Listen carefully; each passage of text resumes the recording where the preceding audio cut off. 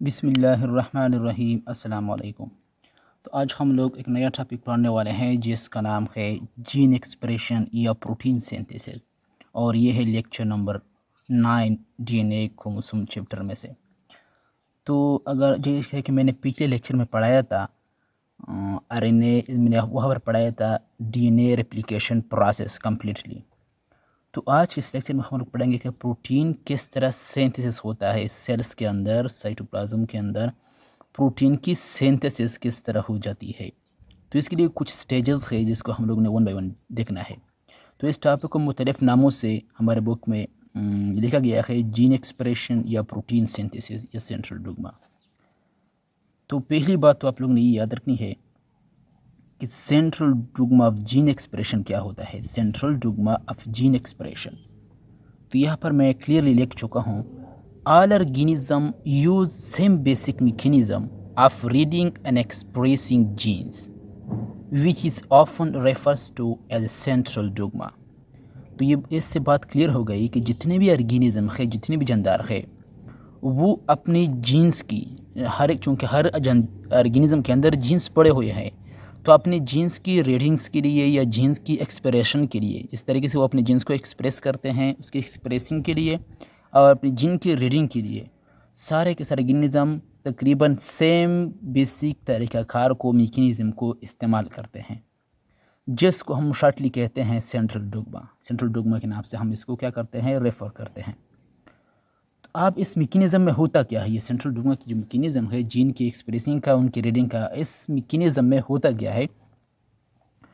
तो आप लोगों ने ये बात याद रखनी है कि in this mechanism the genetic information that resides in DNA first flew down into messenger RNA by the process of transcription and then convert into protein by the process of translation।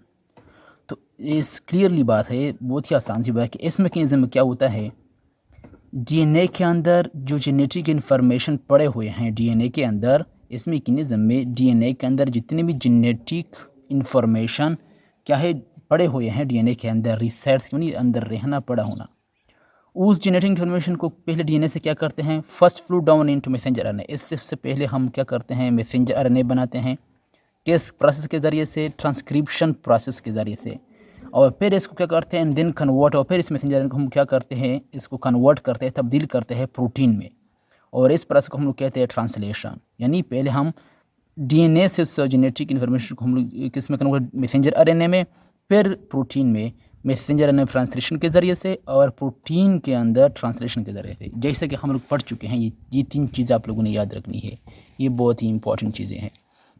पहले point तो ये कि हम जैसे कि पढ़ चुके हैं कि जब हम लोग डीएनए से दूसरा डीएनए बनाना चाहें, यानी उनकी अपनी तरह जब क्या करें, सेल्स में सेल्स करे दूसरा डीएनए बने, तो इसको हम लोग कहते हैं रेप्लिकेशन। यानी रेप्लिकेशन प्रोसेस में एक डीएनए से दूसरा डीएनए बनता है।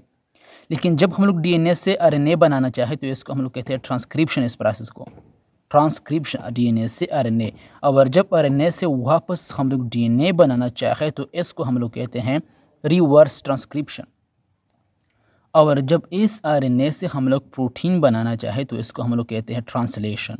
तो वाज़ेह सी बात है कि हम लोग पहले डीएनए से आरएनए, मैसेंजर आरएनए बनाएंगे ट्रांसक्रिप्शन प्रोसेस के ज़रिए से, इस अमल के ज़रिए से, फिर हम लोग आरएनए से प्रोटीन बनाएंगे ट्रांसलेशन के ज़रिए से। इस प्रोसेस को हम लोग कहते हैं ट्रांसलेशन।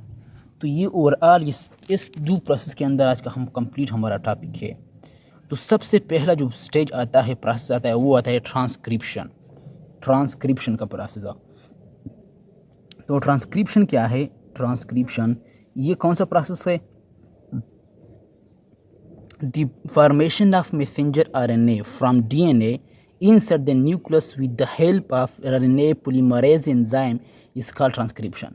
आसान सा डिफिनीशन है कि जब हम क्या करें, डीएनए से आरएनए हम लोग जब बनाए न्यूक्लियस के अंदर, वो किसके ज़रिए से, एक खास एंजाइम के ज़रिए से, उसकी मदद से, with the help of RNA polymerase enzyme. RNA polymerase enzyme, इस एंजाइम के ज़रिए से हम क्या करें, जब डीएनए से आरएनए की फॉर्मेशन हम लोग करें, मैसेंजर आरएनए बना ले न्यूक्लियस के अंदर, तो इसको हम लोग कहते हैं ट्रांसक्रिप्शन। तो उसी तरह जैसा कि आरएनए जो डीएनए का रेप्लिकेशन प्रोसेस है, यहाँ पर भी उसी तरह के फेजेस है। इनका जो फर्स्ट फेज़ है वो कहलाता है इनिशिएशन फेज़, दूसरा है एलंगेशन फेज़ और तीसरा है टर्मिनेशन फेज़। पहले फेज़ को हम फ़ौरन स्टार्ट करते हैं इनिशिएशन फेज़। ये इनिशियल फेज़ होता है, जैसा ही स्टार्ट होता है यहाँ से ट्रांसक्रिप्शन। तो इसमें क्या होता है, वाज़िह सी बात यहाँ पर मैं लिख चुका हूँ कि यहाँ पर transcription began when the RNA polymerase binds or binds at the specific site called promoter region, which is located on 5' end of coding strand। देखो ट्रांसक्रिप्शन तब शुरू होगा, इनकी इनिशिएशन कब होगा, जब क्या करे, जब RNA पोलीमरेज एंजाइम जाके जीन की एक स्पेसिफिक रीजन है, जगह है, इसको हम प्रोमोटर कहते हैं, प्रोमोटर रीजन, जब वहाँ पर जाके ये बाइंड हो जाए, ये RNA पोलीमरेज एंजाइम वहाँ पर जाके बाइंड हो जाए, अटैच हो जाए, और वो ये प्रोमोटर रीजन जीन के 5' एंड पर मौजूद होता है, उनके कोडिंग स्ट्रैंड के। अब क्या है, तब जाके क्या शुरू होगा, ट्रांसक्रिप्शन का प्रोसेस क्या होगा, शुरू होगा। अब शायद आप लोगों की थोड़ा कन्फ्यूज़न है कि प्रोमोटर रीजन किस तरह होता है जीन। तो मैंने जब आप लोगों को जीन के स्ट्रक्चर के बारे में कंप्लीट लेक्चर पढ़ाया था, आप लोगों को अभी भी पढ़ा हुआ है, चैनल पर आप लोग देख सकते हैं। तो मैंने ये कुछ बातें आप लोगों को बताई थी कि जीन जो होता है, जीन जैसे कि जीन बजाते खुद डीएनए का एक शॉर्ट सेगमेंट होता है, यानी एक शॉर्ट डीएनए होता है, शॉर्ट सेगमेंट होता है। तो जीन के दो रीजन होते हैं, एक होता है रेगुलेटरी रीजन, एक होता है स्ट्रक्चरल रीजन। जीन का जो स्ट्रक्चरल रीजन है, इसमें आता है एक्सान एंड इंट्रॉन। एक्सान फंक्शन होता है, एक्सान नॉन फंक्शन होता है, इंट्रॉन। तो स्ट्रक्चरल रीजन में एक्सान आता है और दूसरा आता है इंट्रॉन। जिनका जो रेगुलेटरी रीजन है, इसमें दो रीजन आते हैं again, promoter region, terminator region. Promoter region से ट्रांसक्रिप्शन स्टार्ट होगा, आरएनए की फॉर्मेशन यानी ट्रांसलेशन ट्रांसक्रिप्शन का प्रोसेस, और टर्मिनेटर रीजन पर क्या ख़त्म होगा। ये प्रोसेस को स्टार्ट करता है प्रोमोटर रीजन, ये क्या करता है, स्टॉप करता है इनकी फॉर्मेशन को, मैसेंजर इनकी फॉर्मेशन को, यहाँ पर अब मज़ीद स्टॉप होना है। तो ये मैं पहले भी पढ़ा चुका हूँ, लेकिन इंशाल्लाह इस लेक्चर के अंदर मैं इनका डायग्राम आप लोगों को कम्प्लीटली दिखाऊँगा। तो इस प्रोसेस में ये होता है कि जब ट्रांसक्रिप्शन तब शुरू होगा जब प्रोमोटर रीजन पर आरएनए पॉलीमरेज बाइंड हो जाए, तब जाके वहाँ पर क्या होगा, ट्रांसक्रिप्शन शुरू होगा। अब ये जो प्रोमोटर रीजन है, ये जीन के 5' एंड पर मौजूद होता है और टर्मिनेशन 3' एंड पर। ये बातें भी आप लोगों ने याद रखनी है। तो ये जैसे कि मैंने बताया कि प्रोमोटर क्या होता है, बिंडिंग साइट होता है, जहाँ पर आरएनए पॉलीमरेज एंजाइम क्या होता है, बाइंड होता है। तो जो अगर हम लोग देखें प्रोकैरियोट और यूकैरियोट में कि ये जो प्रोमोटर रीजन है, इनका जो बिंडिंग साइट है, ये किस तरह होता है, थोड़ा यहाँ पर मैं आप लोगों को दिखाता हूँ कि in prokaryotes there are 2 binding sites in promoter. इसको हम लोग कहते हैं टाटाट या -10 सीक्वेंस, टाटाट या टी गाका -35 सीक्वेंस। अब इसका क्या मतलब है, इसका मतलब ये है कि जैसा कि प्रोमोटर हम सब जानते हैं कि ये बाइंडिंग साइट होता है, जहाँ से ट्रांसक्रिप्शन शुरू होगा, आरएनए की मैसेंजर आरएनए की फॉर्मेशन शुरू होगी। तो ये प्रोकैरियोट्स के अंदर अगर हम लोग देखें तो प्रोमोटर के अंदर आरएनए पॉलीमरेज एंजाइम को अटैच होने के लिए 2 बाइंडिंग साइट्स मौजूद है। और वो बाइंडिंग साइट कोई ऐसी चीज़ नहीं है, ये बिल्कुल क्या है, वही न्यूक्लियोटाइड का सीक्वेंस है, एक जैसा कि टाटाट को हम शार्टली कहते हैं टाटाट बॉक्स या टी गागा। ये टाटाट ये कोई नई चीज़ नहीं है, ये वही थायामीन, एडेनिन, थायामीन, ये वही न्यूक्लियोटाइड्स है। या -10 सीक्वेंस, ये इनकी पोजीशन को -10 सीक्वेंस क्या है, ये इनकी पोजीशन को शो करता है कि -10 सीक्वेंस यानी -10 न्यूक्लियोटाइड्स पर मौजूद है, इनकी पोजीशन शो करता है। दूसरा जो साइट है वो है टी गाका। ये भी क्या है, थायामीन, गवानीन, एडेनिन, ये वही न्यूक्लियोटाइड्स है, कोई नई चीज़ नहीं है। ये बाइंडिंग साइट कहाँ पर मौजूद होता है, इसको हम कहते हैं -35 सीक्वेंस, यानी ये इनका जो पोजीशन यहाँ पर पड़ा होता है। अब ये चीज़ें टीचर तो स्टूडेंट को बताता तो है, लेकिन उनको समझ में नहीं आता, तो इसलिए मैं डायग्रामेटिक के लिए आप लोगों को दिखाऊंगा कि इससे क्या मतलब है। लेकिन थोड़ा यहाँ पर हम ओवरऑल इनका क्या करें, पहले देख लें। जबकि where in eukaryotes promoter region में अगर हम लोग देखें यूकैरियोट्स में, तो यूकैरियोट्स में जो इनका जो प्रोमोटर रीजन है, वहाँ पर भी दो क्या होते हैं, 2 बाइंडिंग साइट्स मौजूद होते हैं, जहाँ से आरएनए पॉलीमरेज ने बाइंड होना है, लेकिन वो उनसे मुख्तलिफ है। यहाँ पर एक है टाटा या टाटा बॉक्स और दूसरा है खाट या खेट बॉक्स। लोग इसे खेट बॉक्स बुलाते हैं, लेकिन याद रखने के लिए खेट होता है, लेकिन खाट बॉक्स बताना इस तरह प्रोनाउंस करना ठीक होगा याद रखने के लिए। खाट बॉक्स ये भी क्या है, थायामीन, एडेनिन, थायामीन, एडेनिन। लेकिन जैसा कि ये -10 सीक्वेंस -35 पर मौजूद है, ये क्या है, ये -25 सीक्वेंस या -25 या -70 सीक्वेंस, यानी इन से क्या है ग्रेटर है, 10 से भी 55 25 ग्रेटर है, और इस तरह -35 से -70 सीक्वेंस ग्रेटर है। तो ये इनके पोजीशन को क्या शो करता है, जैसे कि मैं लिख चुका हूँ यहाँ पर the name of this sequences, ये जो दिस सीक्वेंसेस का जो नेम है ना, जैसा कि -10 -35 और -25 और -70 refers to position of this sequences are located before the initiation site of structural region of the gene। Gene का जो स्ट्रक्चरल रीजन होता है ना, इसके अंदर जो इनिशिएशन साइट है, इसके अंदर यानी इनिशिएशन साइट से पहले, इनसे बिफोर क्या होगा, इनको लोकेशन को ये इंडिकेट करता है, रेफ़र करता है कि ये इनिशिएशन साइट से पहले इनका सीक्वेंस मौजूद है स्ट्रक्चर रीजन ऑफ जीन के। अब इसको हम लोग किस तरह समझ सकते हैं, जैसे कि मैं यहाँ पर लिख चुका हूँ कम्प्लीटली कि जो जीन है ना, जीन क्या है, ये जैसे कि ये कंप्लीट एक डीएनए है, ये जो ब्लैक कलर का मैंने शो किया है, ये कंप्लीट एक डीएनए है। तो हम लोग जीन को हम सब ये समझते हैं कि जीन एक शॉर्ट सेगमेंट है डीएनए के। तो सपोज़ मैं समझता हूँ कि यहाँ से लेकर यहाँ तक जो पोर्शन है, जो सेगमेंट है, ये डीएनए का ये जीन है, मैं कंसिडर करता हूँ। तो वाज़ेह सी बात है, इनका ये रीजन, जीन का ये रीजन होगा प्रोमोटर रीजन 5 प्राइम एंड पर, और 3 पर एंड पर होगा टर्मिनेटर रीजन जीन का। अगर मैं इसको थोड़ा मॉडिफाई कर लो, जूम करके थोड़ा बड़ा कर दो, तो मुझे इस तरह दिखाई देगा।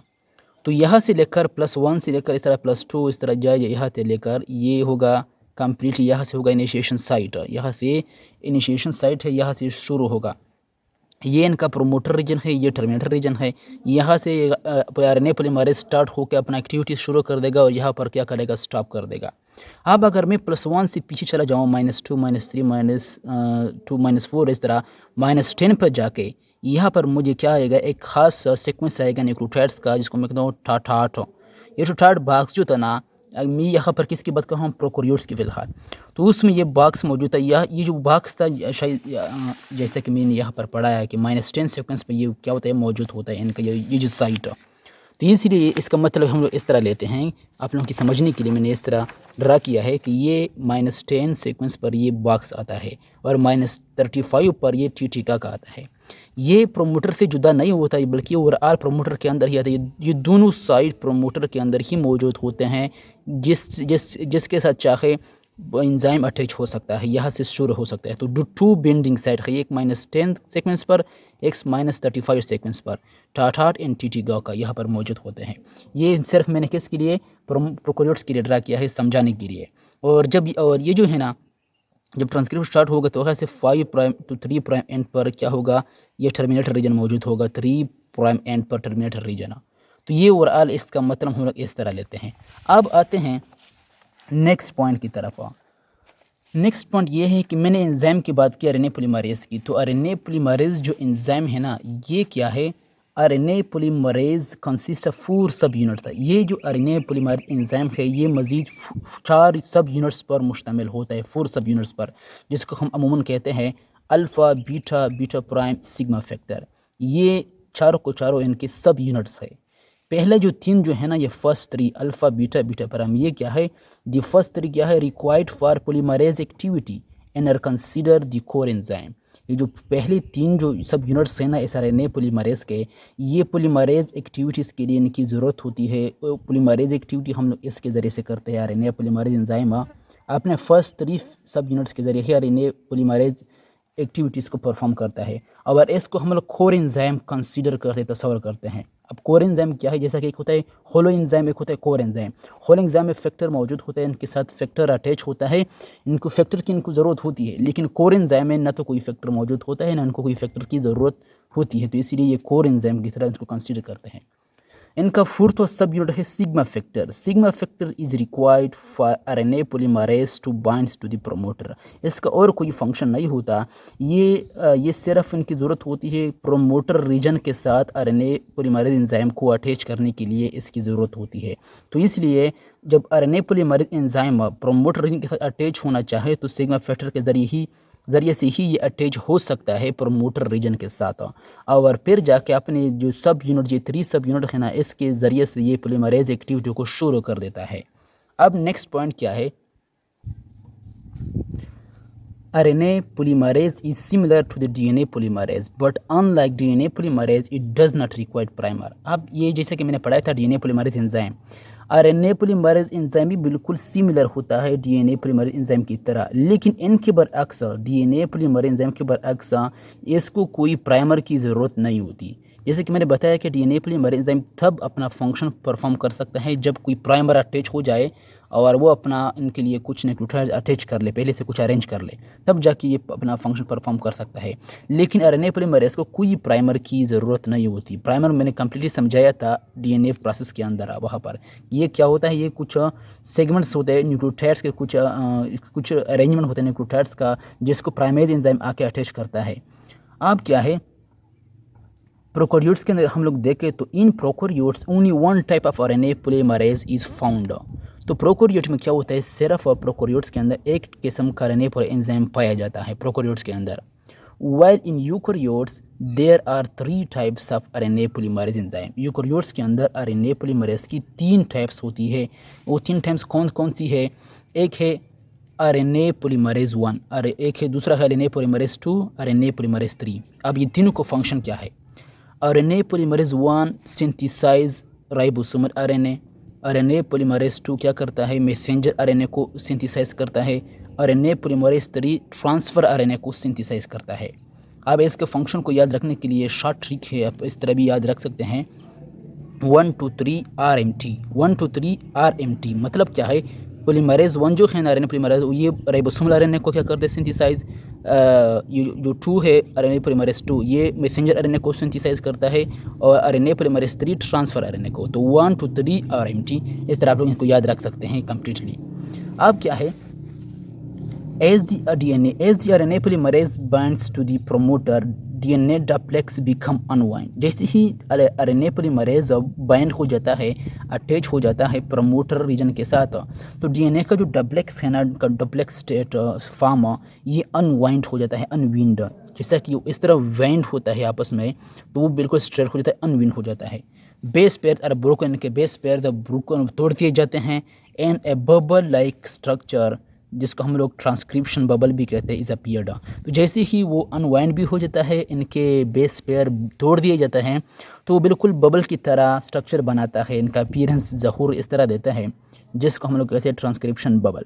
अब ये ओवरऑल फर्स्ट अगर हम लोग देखें तो फर्स्ट में सिर्फ फर्स्ट इनिशिएशन साइट में क्या हुआ, ट्रांसक्रिप्शन बबल बन गया। यानी क्या, RNA पॉलीमरेज़ एंजाइम आया, उसने क्या किया, DNA के डुप्लेक्स को अनवाइंड किया, इनके बेस पेयर को ब्रेक किया, ट्रांसक्रिप्शन बबल को क्या किया, इनको अपीयर्ड किया, इनको बना दिया। ये हुआ फर्स्ट इनिशिएशन फेज़ में। दूसरा फेज़ आता है एलंगेशन फेज़। एलंगेशन फेज़ नाम से इसमें एलंगेशन होता है इस मैसेंजर RNA की। तो एलंगेशन फेज़ में क्या होता है, आसान सी बात है, this phase occur in the presence of RNA polymerase 2। ये फेज़ चूँकि हमने क्या करना है, मैसेंजर RNA को ही सिंथेसाइज करना है, तो मैसेंजर RNA को सिंथेसाइज करने के लिए RNA पॉलीमरेज़ 2 की ज़रूरत होती है। तो ये फेज़ किसकी मौजूदगी में होता है, in the presence of RNA polymerase 2 enzyme. इस एंजाइम की मौजूदगी में ये फेज़ हो जाता है, होता है। अब क्या है, इसमें क्या होता है, this enzyme moving from 5 to 3 direction, 5 to 3 prime direction towards the terminator region. ये एंजाइम क्या करता है, ये मूविंग करता है। जब ये क्या करते हैं, मूविंग करते हैं 5 से 3 प्राइम डायरेक्शन में टूवर्ड्स ट्रांसक्रिप्शन रीजन। जैसा कि मैं बता चुका हूँ कि 5 प्राइम एंड पर प्रोमोटर रीजन मौजूद होता है और 3 प्राइम एंड पर टर्मिनेटर रीजन मौजूद होता है। तो 5 to 3 प्राइम डायरेक्शन में ये मूव करता है। इस तरह ये एंजाइम और मैसेंजर RNA की इनको सिंथेसाइज करता है। अब क्या है, और similarly new strand is synthesize on old template strand. और इस तरह जो ओल्ड टेम्पलेट स्ट्रैंड है ना, ये ओल्ड टेम्पलेट क्या मुराद है, ये जो पहले से मौजूद स्ट्रैंड है ना, इसको हम लोग कहते हैं old strand, old template strand. इनके ऊपर न्यू स्ट्रैंड, इस तरह जो ब्लू कलर का आप लोग देख सकते हैं, ये सिंथेसाइज इनके ऊपर सिंथेसाइज होगा। और इसको कौन सिंथेसाइज करेगा, RNA पॉलीमरेज़ 2 एंजाइम इसको सिंथेसाइज करेगा। अब क्या है, the template strand is also called antisense strand. जो टेम्पलेट स्ट्रैंड है ना, टेम्पलेट स्ट्रैंड जो मैंने अभी बताया, इसको हम लोग कहते हैं antisense strand.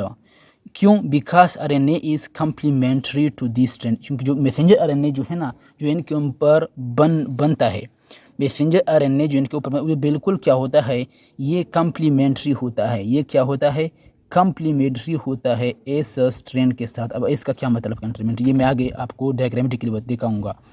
On the other hand, on the other strand of the gene is called sense या कोडिंग स्ट्रैंड। इनका जो जीन का जो दूसरा स्ट्रैंड है इसको हम लोग कहते हैं सेंस स्ट्रैंड या कोडिंग स्ट्रैंड। इसमें कोडिंग मौजूद होता है, कोड इनको सिंथेसाइज करने के लिए, और इसको हम सेंस स्ट्रैंड कहते हैं। दूसरे को एंटी सेंस और दूसरे को सेंस। ये जो एंटी सेंस को हम इसलिए कम्प्लीमेंट्री कहते हैं क्योंकि इनका जो मैसेंजर आरएनए इनके ऊपर क्या होता है, बिल्कुल कम्प्लीमेंट्री होता है। अब इससे क्या मतलब है, इससे मुराद ये है कि जो न्यू सिंथेसाइज होगा न्यू आरएनए, जैसा कि मैं अगर यहाँ पर दिखा दूँ आप लोगों को, यहाँ पर अगर आप लोग देखें तो ये जो है ना, ये ऊपर वाला क्या है, ऊपर वाला सेंस स्ट्रैंड है, कोडिंग स्ट्रैंड या सेंस स्ट्रैंड, इसके ऊपर कोडिंग। और दूसरा क्या है, यह है एंटी सेंस स्ट्रैंड, क्योंकि इनके ऊपर जेसन-10 न्यूक्लियोटाइड्स पड़े हुए हैं। जब इनके ऊपर आरएनए बनेगा तो ये आरएनए बिल्कुल कम्प्लीमेंट्री होगा इसके। कम्प्लीमेंट्री इसलिए क्योंकि ये जो स्ट्रैंड है ना नीचे वाला, ये बस खुद इसका कम्प्लीमेंट्री है। जैसा कि अगर इनके न्यूक्लियोटाइड्स को देख ले तो यहाँ पर थायमिन, ऊपर एडेनिन, जब यहाँ पर एडेनिन तो ऊपर थायमिन, यहाँ पर जो साइटोसिन तो ऊपर, आप बिल्कुल अपोजिटली अटैच होते हैं। इनके ऊपर वादे के बाद से जब आरएनए की फॉर्मेशन होगी वो बिल्कुल अपोजिटली न्यूक्लियोटाइड्स के साथ की होगी, इसके साथ बॉन्ड बनाएगा। तो इसलिए ये जो मैसेंजर आरएनए की न्यू स्ट्रैंड जो है ना, ये बिल्कुल ए स्ट्रैंड के साथ सेम होगा, बराबर होगा, ये दोनों आपस में सेम है। तो इसलिए ये ए स्ट्रैंड के साथ कम्प्लीमेंट्री है, ये भी कम्प्लीमेंट्री है इस स्ट्रैंड के साथ, ये भी कम्प्लीमेंट्री है। इसलिए नाम भी दिया गया एंटी सेंस स्ट्रैंड या टेम्पलेट स्ट्रैंड। समझ गए, इसका मतलब ये है। अब क्या है नीचे, तो इसलिए इसको हम लोग कहते हैं मैसेंजर, क्योंकि इनका मैसेंजर आरएनए क्या होगा, कम्प्लीमेंट्री होगा टू दिस स्ट्रैंड, इस स्ट्रैंड के साथ, यानी बिल्कुल सेम होगा।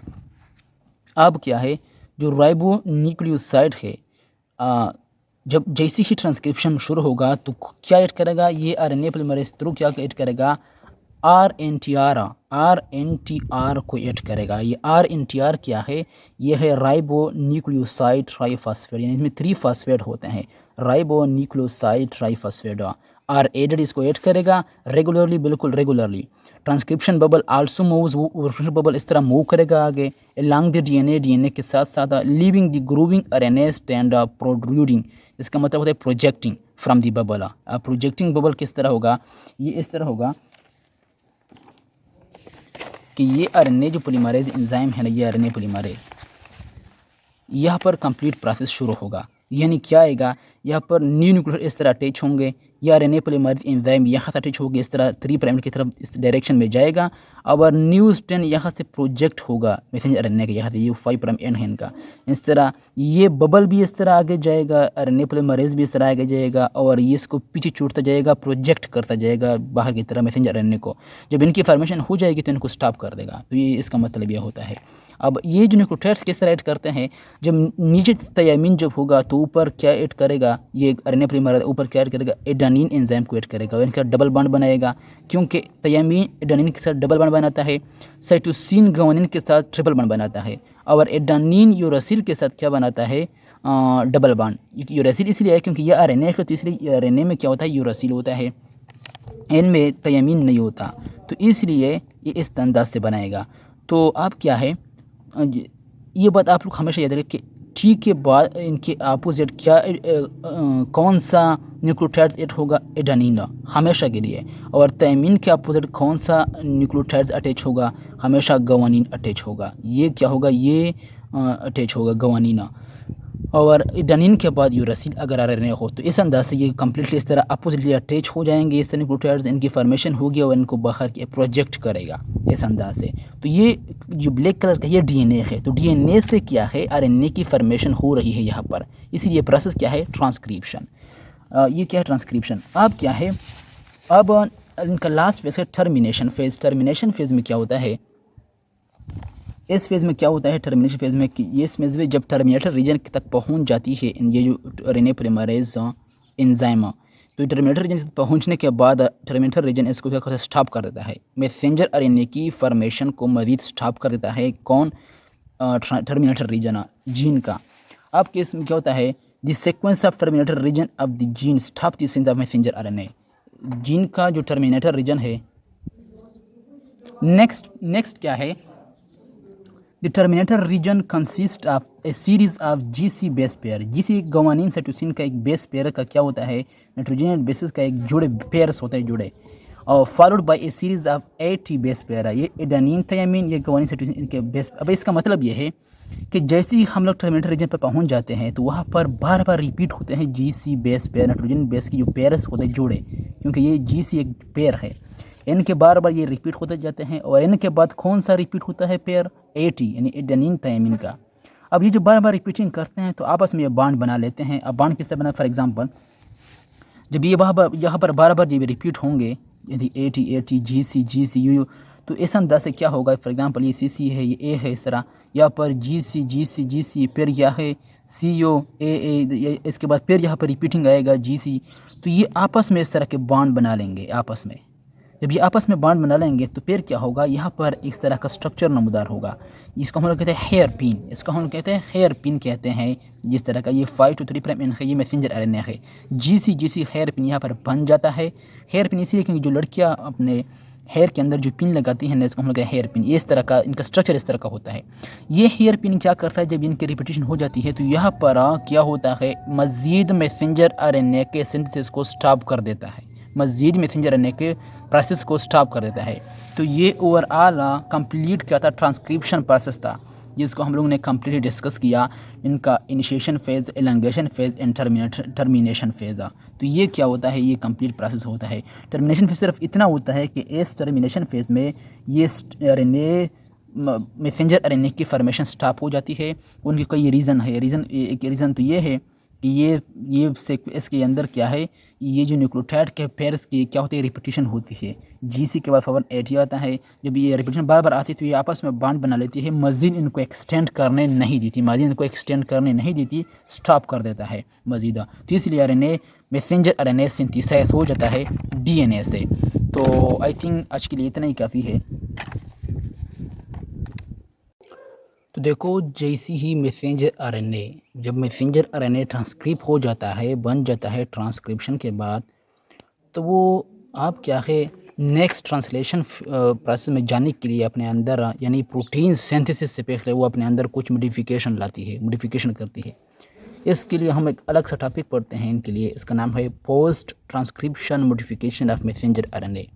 यानी जब मैसेंजर आरएनए क्या हुआ, ट्रांसक्रिप्ट हुआ, तो ट्रांसक्रिप्शन के बाद वो अपने अंदर कुछ मॉडिफिकेशन लाती है। अब सवाल ये है कि ये मॉडिफिकेशन अपने अंदर वो क्यों करती है। तो पहली बात तो ये कि इसका हम लोग इसका मतलब क्या है, इसका मतलब यह है, when primary messenger RNA is converted into mature RNA या function RNA, this is called post transcription modification of RNA। जब एक प्राइमरी मैसेंजर RNA, तो देखो जब ट्रांसक्रिप्शन के बाद जो सबसे पहले बन जाती है वो एक प्राइमरी मैसेंजर RNA होती है।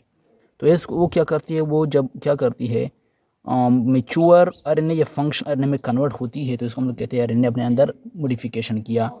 अब ये मॉडिफिकेशन क्यों करती है, ये भी मैं आप लोगों को बताऊंगा। और दूसरी पॉइंट ये कि ये जो प्रोसेस है ना, ये पोस्ट ट्रांसक्रिप्शन मॉडिफिकेशन का, this is only associated with eukaryotic transcription. ये सिर्फ और सिर्फ यूकैरियोटिक ट्रांसक्रिप्शन के साथ ही एसोसिएटेड है। वो इसलिए क्योंकि इनके अंदर क्या है, न्यूक्लियस मौजूद है और इनके लिए क्या है, बहुत सारे रुकावटें पैदा करती है। वो मैं आप लोगों को डायग्रामेटिकली बताऊंगा। जैसे कि मैंने पढ़ाया कि डीएनए क्या है, डीएनए से जब आरएनए बना तो ट्रांसक्रिप्शन के ज़रिए बना। अब ये जो क्या है, ये जो आरएनए बना, ये है प्राइमरी मैसेंजर आरएनए। वो प्रोटीन बनाने तक, जो प्रोटीन इनसे बनेगा उस तक जाने के लिए, प्रोटीन बनने के लिए वो पहले क्या पर जाएगा, राइबोसोम की तरफ जाएगा। इसलिए वो अपने अंदर कुछ तब्दीली लाएगा। अब ये बात यह है कि यूकैरियोटिक ट्रांसक्रिप्शन के अंदर ये प्रोसेस क्यों होता है, तो वो इसलिए होता है कि अगर हम लोग प्रोकैरियोटिक में देखें तो प्रोकैरियोटिक मैसेंजर आरएनए इनका चूँकि न्यूक्लियस नहीं होता, जब न्यूक्लियस नहीं होता तो इनका मैसेंजर आरएनए बिल्कुल रेडी होता है ट्रांसलेशन के लिए, यानी प्रोटीन सिंथेसिस के लिए इनका मैसेंजर आरएनए, ये मैसेंजर आरएनए है, ये बिल्कुल रेडी होता है फॉर ट्रांसलेशन। क्योंकि इनका कोई न्यूक्लियस नहीं होता, कोई इनके लिए रुकावट नहीं है बाहर जाने की, फ़ौरन बाहर आती है, राइबोसोम तक पहुंचती है और प्रोटीन सिंथेसिस को शुरू कर देती है। लेकिन अदर खैन जो यूकैरियोटिक है, इनके लिए ये वो क्या, इनके लिए मसला है, क्योंकि इनके अंदर साइटोप्लाज्म, ये इनका न्यूक्लियस है, इनका आरएनए न्यूक्लियस के अंदर यहाँ पर पड़ा हुआ है जो कि बना है डीएनए से। अब ये आरएनए इनके लिए यहाँ तक राइबोसोम तक पहुँचने के लिए उनको क्या करना पड़ेगा, एक लॉन्ग जर्नी, एक लंबा सफ़र तय करना पड़ेगा। उस सफ़र के दौरान उसको दो प्रॉब्लम है। एक तो ये इनको न्यूक्लियस से बाहर आना पड़ेगा। जब बाहर आएगा तो कुछ एंजाइम है उससे उन्होंने क्या करना है, खुद को बचाना होगा। जैसे कि फास्फेटेजेस, न्यूक्लियेजेस, ये एंजाइम है फास्फेटेजेस, न्यूक्लियेजेस। ये एंजाइम इनको डिनेचर कर सकती है, डिग्रेड कर सकती है। इसको बचाने के लिए ये आरएनए अपने अंदर मॉडिफिकेशन लाएगा। मॉडिफिकेशन किस शक्ल में लाएगा? मॉडिफिकेशन इस तरह लाएगा कि अपने अंदर क्या करेगा, कैप और टेल को भी ऐड कर देगा, यानी टोपी को भी और टेल को भी अपने अंदर, ताकि वो यहाँ से भी इनको प्रोटेक्शन मिले, यहाँ से भी इनको प्रोटेक्शन मिले, ताकि वो डिग्रेड ना हो जाए, डिनेचर ना हो जाए इस एंजाइम के ज़रिए से। और इनके अंदर क्या करेगा, इनके अंदर चूँकि वो बहुत सारे जीन पर मुश्तमिल होते हैं, तो इनके अंदर एक्सान, इंट्रॉन, ये सारे पोर्शन रीजन मौजूद होते हैं। इनका एक्सान ये तो क्या है, प्रोटीन कोडिंग सीक्वेंस है। ये ऐसा सीक्वेंस है, इनके अंदर प्रोटीन के लिए कोडिंग मौजूद है। लेकिन ये जो इंट्रॉन है ना, इंट्रॉन ये नॉन प्रोटीन कोडिंग सीक्वेंस है। इनके अंदर प्रोटीन के लिए कोई कोडिंग मौजूद नहीं है, तो इसलिए वो इंट्रॉन को रिमूव करेगा। इसलिए करेगा क्योंकि ये जो प्रोटीन बना ही नहीं सकते, इनकी ज़रूरत ही नहीं है। तो पहली बात तो ये कि ये इंट्रॉन को रिमूव कर देगा और एक्सान को आपस में क्या कर देगा, अटैच कर देगा, और कैप और टेल को ऐड कर देगा। इसलिए वो खुद को मॉडिफाई करेगा। क्योंकि जैसे कि मैंने बताया, ये वो इसलिए करता है क्योंकि आरएनए ने आगे जाके प्रोटीन बनाना है। ट्रांसलेशन प्रोसेस के ज़रिए से आगे जाके उन्होंने प्रोटीन को बनाना है। तो प्रोटीन बनाने के लिए ज़रूरी है कि ये आरएनए न्यूक्लियस से बाहर आकर राइबोसोम तक पहुँचे। इनके लिए ये बात ज़रूरी है, राइबोसोम तक पहुँचे। तो अगर जैसे कि मतलब कि पहुँचने के लिए अगर यूकेरियोटिक आरएनए को देखें, तो यूकेरियोटिक आरएनए के अंदर यहाँ तक पहुँचने के लिए इनको टू प्रॉब्लम है। इनका न्यूक्लियस, इनका एंजाइम। न्यूक्लियस से भी इनको बाहर आना होगा, एंजाइम्स को भी पार करना होगा, जैसे कि फास्फेटेजेस एंजाइम, न्यूक्लियेजेस एंजाइम, क्योंकि ये एंजाइम इनको डिनेचर कर सकती है। तब जाके राइबोसोम तक पहुँच सकती है और फिर जाके प्रोटीन बना सकती है। प्रोकैरियोटिक डीएनए में क्योंकि न्यूक्लियस नहीं होता, इसलिए वो डायरेक्टली राइबोसोम तक पहुँच सकती है और प्रोटीन को बना सकती है। इसलिए अब जो मॉडिफिकेशन जो लाएगा वो होगा, फर्स्ट मॉडिफिकेशन क्या है, जैसे कि मैंने बताया, addition of cap and tail. वो अपने कैप को भी यहाँ पर ऐड करेगा, टेल को भी। ये कैप टेल इनका क्या होगा, ये फॉर एग्जाम्पल इनका 5 प्राइम एंड है और इनका 3 प्राइम एंड है। वो कैप को यहाँ पर ऐड करेगा। ये जो रेड कलर का आप लोगों को दिखाई दे रहा है, ये इनका क्या है, कैप है, टोपी है। ये क्या है, 7 मिथाइल जीटीपी, ये इनका कैप है। ये इनको ऐड करेगा from its 5 prime to 5 prime end of messenger RNA. ज़्यादातर स्टूडेंट कन्फ्यूज हो जाते हैं कि ये तो 5 टू 3 प्राइम ऐड होना ज़रूरी है, लेकिन ये गलत है। क्योंकि ये 5 टू प्राइम इसलिए ज़रूरी है क्योंकि अगर हम लोग देखें तो आरएनए के अंदर बहुत सारे जीन पड़े हुए हैं, बहुत सारे जीन। तो ये फॉर एग्जाम्पल ये एक जीन है, इसका ये 3 प्राइम एंड है, इनका 5 प्राइम एंड है। ये दूसरा है, इनका 3 और 5 है। तो कैप तो यहाँ पर अटैच होगा ना, ये भी इनका एक कैप है, दूसरा कैप है। जब ये 5 प्राइम एंड पर अटैच होगा तो इस तरह तो नहीं जा सकता, 3 प्राइम एंड की तरफ तो नहीं जा सकता ना, क्योंकि ये क्या करेगा, अगेन यहाँ पर जाके दूसरी जीन के तरफ जाकर, दूसरी जीन की तरफ जाकर अगेन यहाँ पर 5 प्राइम पर आएगा, 5 प्राइम एंड पर यहाँ पर भी कैप को अटैच करेगा, फिर इस दूसरी जीन के 5 प्राइम एंड पर। तो 5 टू 5 इस तरह जाएगा। इस तरह नहीं जाएगा कि 5 टू 3, तो क्या ये यहाँ पर अटैच होगा, नहीं यहाँ पर नहीं, बल्कि यहाँ पर अटैच होगा ना। इस तरह जाएगा 5 टू 3, क्योंकि यहाँ पर हमने टेल को अटैच करना है, टेल को, कैप को नहीं। इसलिए इसका मतलब यह है कि ये 5 to 5 prime end of messenger RNA क्या करेगा, अटैच होगा। अब क्या है इनका टेल, क्या है, पूली ए टेल। ये क्या है, इनका टेल है। ये क्या है, small chain of 30 to 500 adenine nucleotides. ये जो इनका टेल है ना दूम, ये तकरीबन 30 से लेकर 500 तक ये इनके अंदर एडेनिन न्यूक्लियोटाइड्स का एक स्मॉल छोटा सा चेन होता है। ये आरएनए क्या करते हैं, यहाँ पर खुद पर अटैच कर देता है 3 प्राइम एंड पर, खुद को बचाने के लिए। एक मॉडिफिकेशन तो ये करती है। दूसरी मॉडिफिकेशन क्या है, आरएनए स्प्लिसिंग। आरएनए स्प्लिसिंग क्या है, the removal of introns and maturation of primary RNA to a secondary या function RNA is called RNA splicing. यानी इंट्रान का रिमूव होना और मैसेंजर आरएनए का मैच्योर होना, इसको आरएनए स्प्लिसिंग कहते हैं। मैच्योर के दौरान वो फंक्शन आरएनए बन जाता है या सेकेंडरी आरएनए बन जाता है।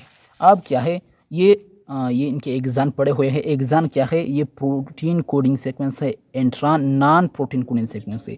जब ये नॉन प्रोटीन कोडिंग सीक्वेंस है तो इनकी हमें ज़रूरत ही नहीं है, क्योंकि इस आरएनए ने आगे जाके प्रोटीन बनाना है। इसलिए वो सारे के सारे उस रीजन को, उस पोर्शन को खुद से रिमूव कर देगा जो कि नॉन प्रोटीन सीक्वेंस इनके अंदर मौजूद है। तो इसलिए वो एक्सान को क्या कर देगा, इनको रिमूव कर देगा, और इंट्रान को, और इस इंट्रान को भी रिमूव कर देगा। और क्या करेगा, इंट्रान एक्साइज्ड एंड एक्सान स्प्लिस टुगेदर, ये इनके एग्जान जो है ना ये आपस में स्प्लिस्ड हो जाएगा, इस तरह का कंप्लीट एक एग्जान हमें देखने को मिलेगा। तो ये इनका कैप, ये इनका टेल और इनका एग्जान कम्प्लीटली इंट्रान नहीं हुआ। अब ये क्या है, ये मोडिफाइड आरएनए है, ये फंक्शन आरएनए, ये फंक्शन कर सकता है, ये ट्रांसलेशन कर सकता है, प्रोटीन की सिंथेसिस कर सकता है, ये फंक्शन आरएनए है, ये सेकेंडरी आरएनए है, क्योंकि इनके अंदर कैप भी मौजूद है, टेल भी मौजूद है, इनको कोई नुकसान भी नहीं पहुंचा सकता है, इन्होंने अपने आप को प्रोटेक्ट किया हुआ है। अब वो तो ये था RNA post transcription modification of messenger RNA. Next stage होगा, हम लोग नेक्स्ट लेक्चर में देखेंगे, वो होगा ट्रांसलेशन, कि प्रोटीन किस तरह बनेगा। तो आई थिंक आज के लिए इतना ही काफ़ी है। खुदा हाफिज़।